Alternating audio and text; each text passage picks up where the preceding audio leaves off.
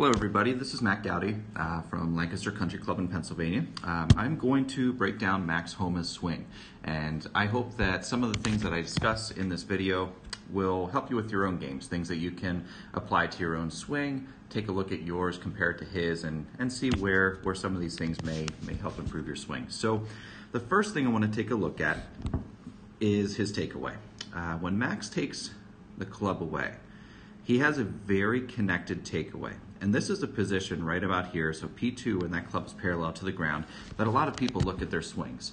And typically, we want that club somewhere around the hands, a little bit outside, a little bit inside, not a big deal. But the biggest thing that I really want you to take notice here is how much his shoulders have rotated to this point. So you can see how his chest is really opening up. And as a result, that allows a much better extension. A lot of players, they worry about this position. They fixate on getting that club where they think they need it, and as a result, they get disconnected and they essentially try to place the club in a position with their arms and hands rather than rotating their shoulders, which allows the club to get in the position that we see here. And as a result of that rotation, you'll notice how connected he stays through the backswing. He gets up to the top here. Another thing that I really like to see in his swing here, we can see how extended that left arm is. Take a look at that right forearm. So his right forearm is really underneath the club, really supporting the club there. One way that I like to describe it a lot of times is you want to feel like you're holding a tray with that right arm.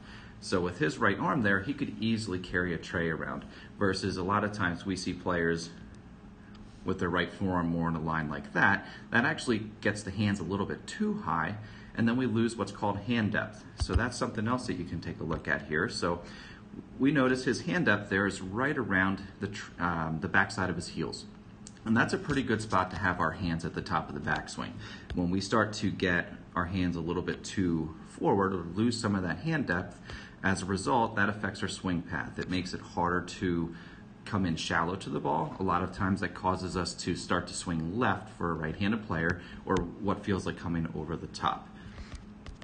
Now, when he starts down, Max does a really good job of shallowing the club out, keeping that right elbow attached to his body, and then relying on the rotation to deliver the club and square the club face up. So we're going to look at a couple things here. First thing we're going to look at is how his hips are rotating in the downswing. So a lot of people talk about early extension. And early extension is when your hips essentially move towards the golf ball. So we would notice hip motion going that direction in the downswing. We'll notice in Max's downswing here how he stays on that line throughout the entire downswing. That is a very, very important part of his rotation. A lot of players at this point, we would know that the backside of their hips is going to be more in that area. And as soon as we start to rotate, that affects our swing plane, that affects how we can rotate. It really affects contact a lot as well. Moving our hips towards the golf ball can certainly affect how we deliver the club in a number of ways. Being able to rotate the hips on this line the way he is a very efficient way to swing the club. Now, I mentioned his right elbow. This is something else that I really like to look for in my players. So we notice as he swings down, that right elbow gets to his side and then really works out in front of him but stays connected. That rotation and keeping that right elbow tucked is a very critical piece of being able to keep the club face square. So we'll notice forearms really start to rotate after the golf ball's hit, but a lot of players try to rotate the forearms before they hit the ball because that is where they feel speed comes from. We're going to swing the club a lot faster, a lot more consistently if we're able to rotate more consistently. So we can really see how that right forearm gets in line with the club here, how the right elbow stays tucked to his body, and notice how he really stays in his posture and rotates through the shot. That's what makes him such a good ball striker. His rotation is the key to his golf swing.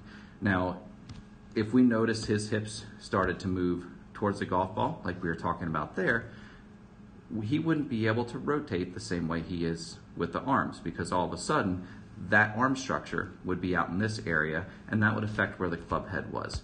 So the way he rotates his hips is what allows him to keep that right elbow tucked in there, rotate hard through the shot, and really put a good move on the ball.